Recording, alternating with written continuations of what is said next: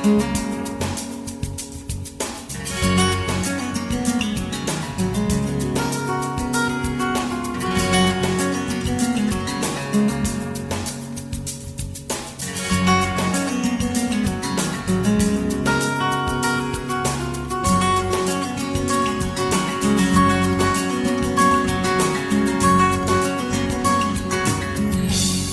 good morning to you. How are you doing? Can't hear you. How are you doing? Good. Regardless of what's happening, we ought always to remember that, as I just prayed, God is in control. And I trust that you will see every opportunity that comes your way as a learning experience. I need to welcome you to a series of professional development days. And our intention is to keep our technocrats, those of you who are on the grounds, those of you who are in the classrooms, those of you who are on the school campuses, from this end, we want to be able to keep you and give you as much help in terms of your own personal development so that we can see the kind of results that our system will need as we go forward. Professional development, even in the middle of a school year, is not a unique thing. It's one of those initiatives that many systems across the world have already embraced. Recent information from Finland, for example, they have now incorporated professional development every week. So they have a 4-day week and 1 day for teachers. If I bring it even closer, the United States, for example, they have ongoing professional development for their staff. And it is so important that we understand that whatever we may have learned 10, 15, even 5 years ago in the field of education has changed and is continuing to change. So we need to see how much we can embrace at this juncture of our education system. There are lots and lots of initiatives that are being spoken about. And as educators, we need to stay on the cutting edge as to exactly where we are going and what we would like to see happen with our education. Regardless of what we do, we will always have challenges. I'm fully aware of that. But let us seek to embrace and do the necessary things that will help us to remain professional and efficient in our career path that we have chosen, and that is education. If I'm to establish protocol this morning, I will begin by recognizing the presence of our Deputy CEO, Dr. Lavon Bruley, other education officers that are present, principals of our education system, all teachers, support staff, whatever capacity you hold. I welcome you to our professional development sessions. I'm going to, at this time, ask Dr. Chowell to come, Dr. Chowell Bruley, to come and to give a few remarks. Acting Deputy Permanent Secretary, Mrs. Prudence Mathias, education officers, staff of the Department of Education, principals, teachers, facilitators. A pleasant good morning and welcome to this second series of the 2013-2014 professional development activities.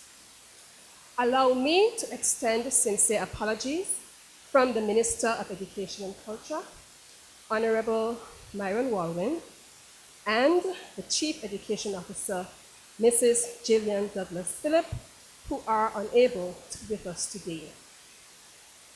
For 2 days, we will gather to participate in, share our concerns, and glean a more in-depth understanding about various aspects of teaching and learning, to open our minds to new ideas, to learn, so we can intensify our efforts to facilitate the learning of the children entrusted to our care.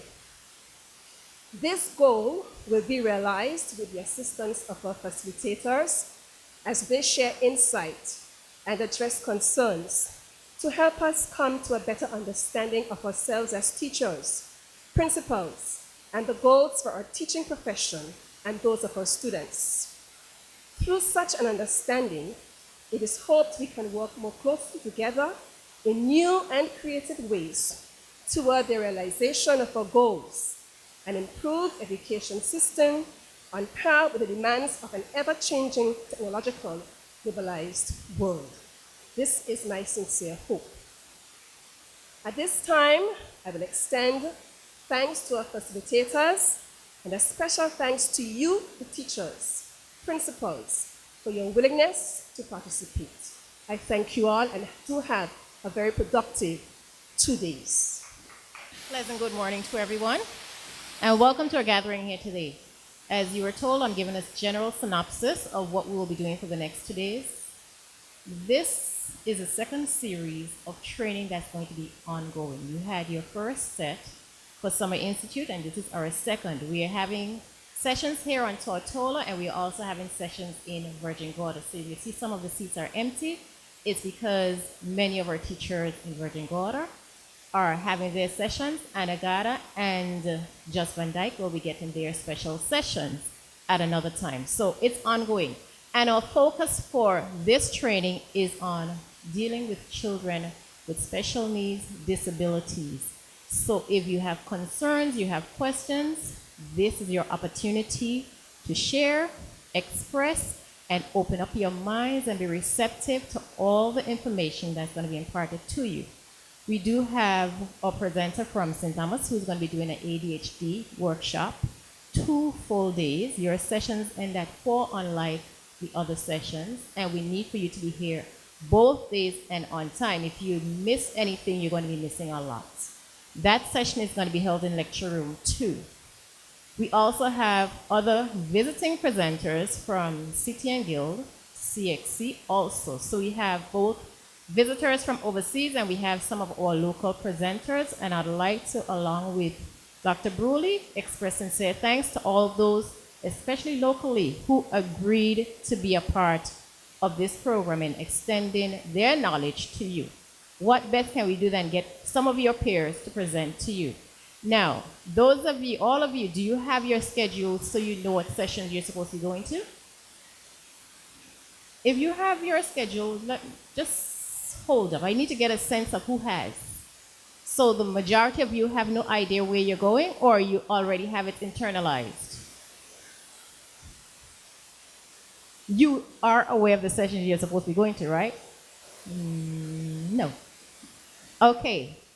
There's going to be a schedule posted between Block D and Block E, so you can identify what classes you teach, because the sessions are by classes or by forms and the subject areas that you teach.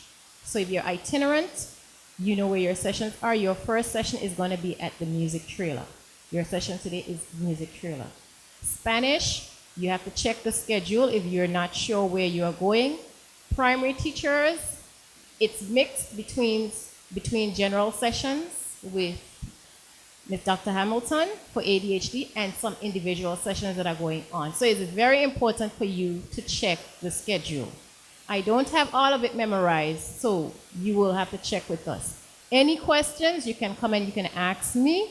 All the sessions are filled, so please don't ask me if I can sit in another session apart from the one that I've been assigned. Okay? Now, I'm going to ask for your cooperation. It's now 25 past. Session starts at 1:45, and we do need to get our facilitators set up so that the sessions can start on time. Again, welcome, and do enjoy the 2-day sessions that we have for you. Tomorrow's sessions is going to be different. Tomorrow you have to check your schedule again for what's going to be going on. Enjoy the rest of your day. Thank you for joining us here at the Ministry of Education and Culture and the Department of Information and Public Relations as we bring you insight into the second set of professional development for our teachers for the 2013-2014 school year. We just heard the opening ceremony, which featured remarks from Dr. Lavin Chalwell-Bruley, the Acting Deputy Chief Education Officer, and Ms. Geraldine Calwood, one of the coordinators for this series of professional training. We're now going to have some snippets into the actual settings in the classroom. Hope you enjoy. Stay tuned.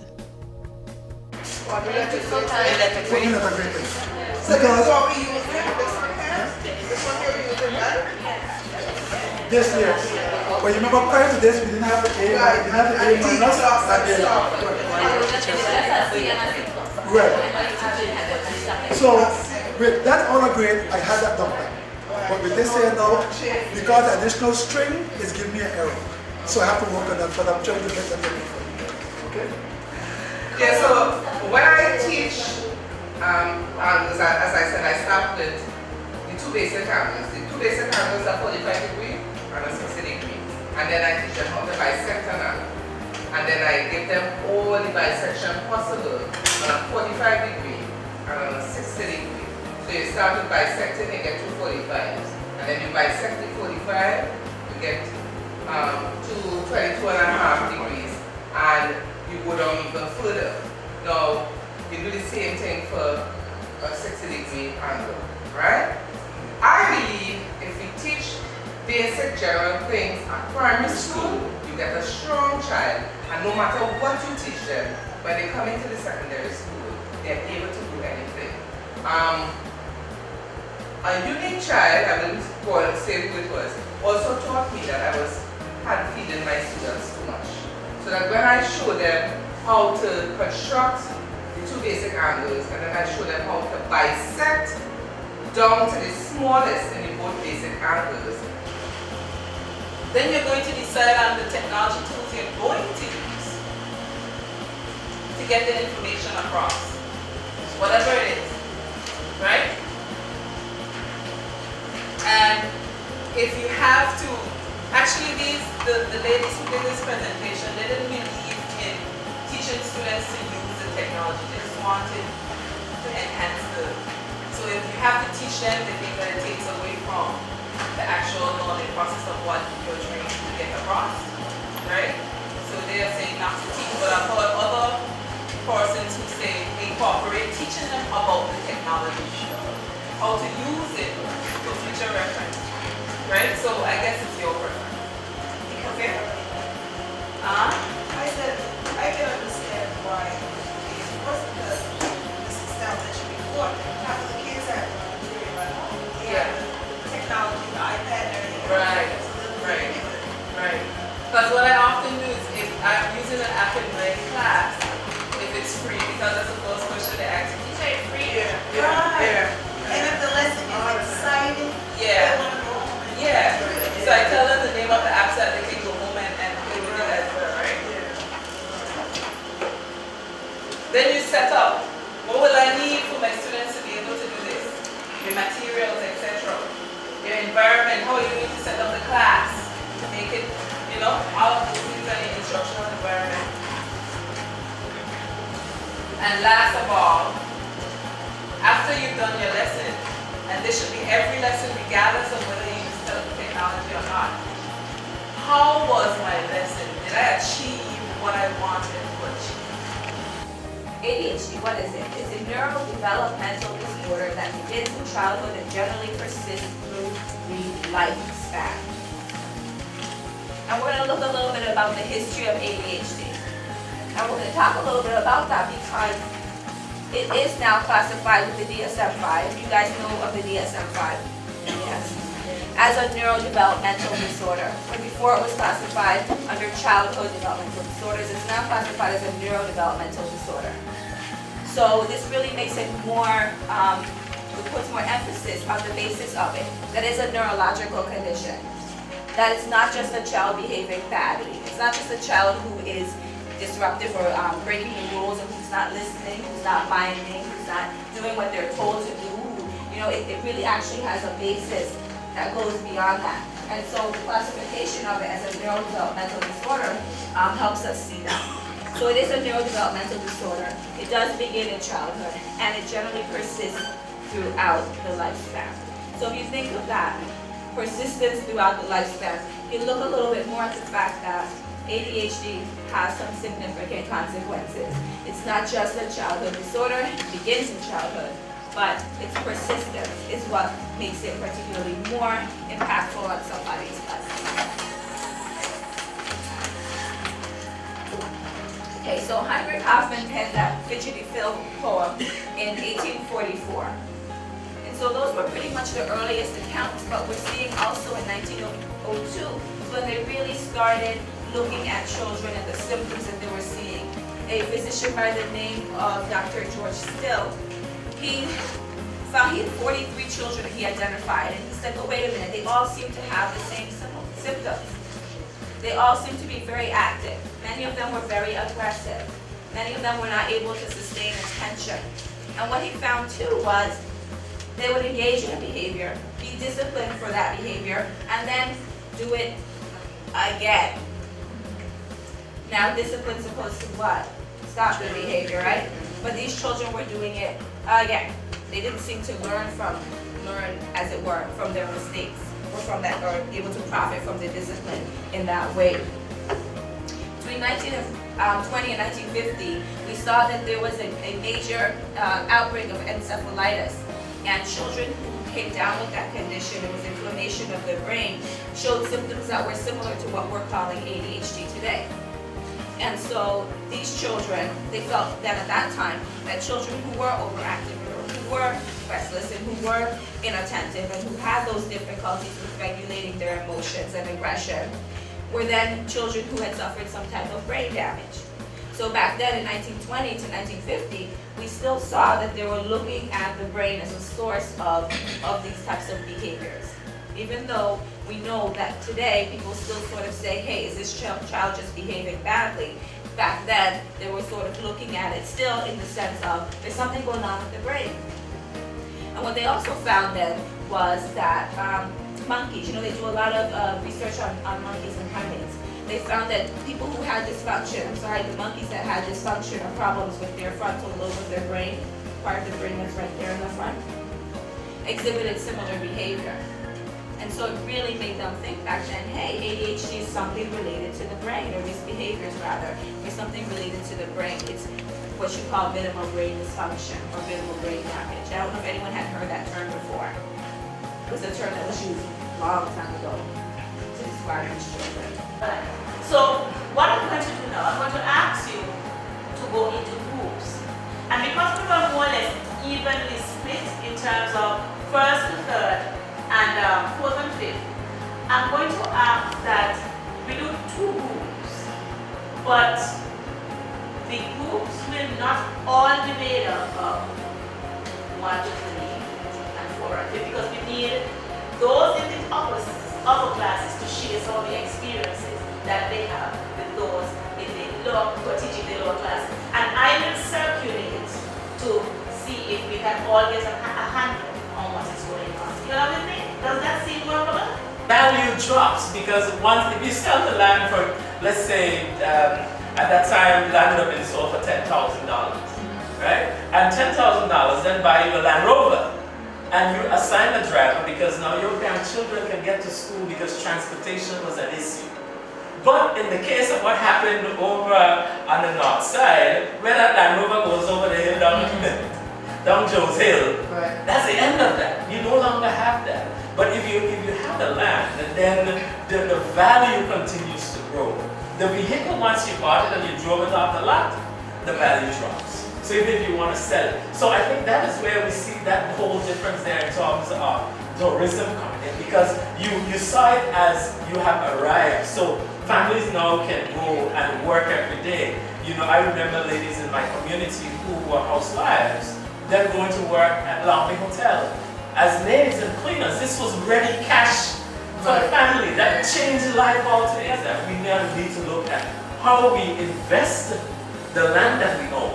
So in fact, instead of selling off 20 acres to an organization that wants to come and build a hotel, we should have been astute enough to sit down and say, all right, this is a partnership here. I bring in the land. Yes. You understand what I'm saying? But we never learned how to do that. Right. We never saw that the land, the 10 acres of land that you had, that they want to buy to build a hotel, that has a certain amount of value. Yes. That now this is my thing inside there. There's a family down on Frenchman Ski. The family leased, I don't know, most of the guys in here are too young to know about Paul Richards. There's a restaurant that used to operate and a marina down in West End on Frenchman Ski. And the family leased the land to them over the years. And then eventually when the term came, the family bought out whatever they had inside there. And they now have their own marina. Right. So I'm saying that, you know, it was how you approach it. Because it is not a destination, it is a journey.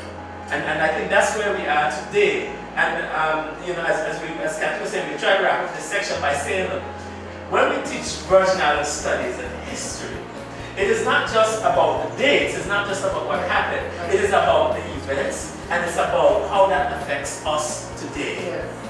You know, and that's what is important. So when you teach it, you're not looking about what happened only. Because when we learn history, we figure we have to remember all the dates. But it's not just about that. It's about the ideas. It's about the processes. What was happening at that time? How did it change over time? And how does it affect us today? That's what brings history alive for your students.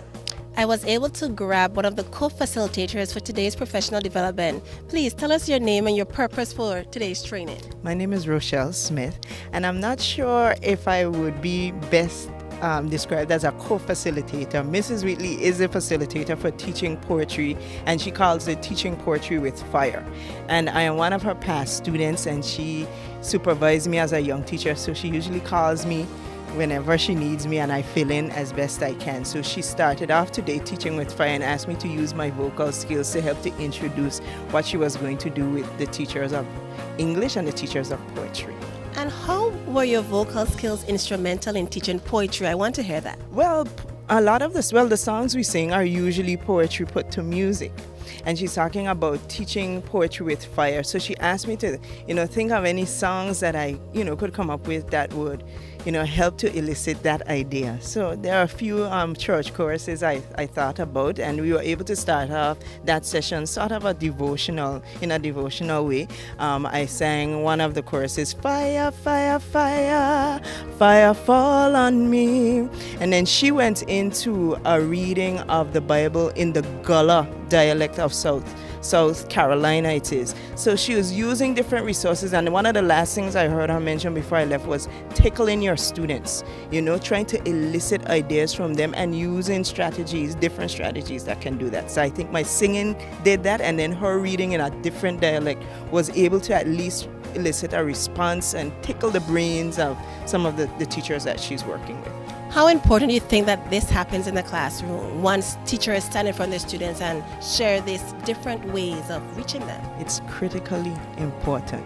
You have to, in order for learning to take place, you have to engage the people that you're teaching. And that can't happen usually by standing up, doing the chalk and talk and preaching. You have to engage them. Sometimes in my college classrooms, I have to go and listen to music that I wouldn't typically listen to, but once my students hear me make reference to it, I can see light bulbs going off. Somebody who may not have been paying attention up until that point, I got them. So once I get them, grab their attention, I'm able to make some transition into whatever the topic is or the skill is that I want them to learn for the day. So tickling the brain, I think, is very important, and engaging people where they are critical. And as I wrap up, how important do you think this training was to the teachers who attended? But when I left, there was some conversation going on about a topic that she placed on the board, and I think it's a matter of reminding teachers of some strategies that can reach their students and instilling some new ones. So I think that's always a good thing. It's always a good thing because teaching is not a static thing. It's dynamic. There are different ways to do this job, and as far as we can learn different ways and add to our arsenal, the better our education system will be. Brilliant. Final question though. How important do you think professional development is, continuous professional development is for our teachers? It cannot be understated. It can't be overstated, perhaps. If we are going to be serious about what it is we're doing and we want to do our jobs in the best way, we can't depend on knowledge that we might have gotten from college when we graduated 10, 15, 20 years ago, because maybe how we were being taught to teach 10, 15, 20 years ago doesn't apply. And it usually doesn't, because we are now in the technological age. And a lot of us, when we were being educated, and I don't think I'm such an old person, but there were no iPads and there were no apps and things like that when I was being taught to be a teacher. But my students that are coming to me now, that is their language, that is what they understand. And if I am going to engage them and reach them, I have to continuously improve. I have to know what is going on out there. And if you are a person who cares about your career, that's something that you want to do, that you have to do. Doctors have to do it. The lawyers have to know what's going on in the rest of the world, what precedents need to apply. I think more than anyone else in this world, we need to know what's going on in the world. How is the world changing, and how is it changing the people we teach, so that we can better reach them. So professional development, critical. Thank you so much, Ms. Smith. Well said. I don't do so everything has its place, because we are sharing, same thing here, sharing. Okay. But then when everything has its place,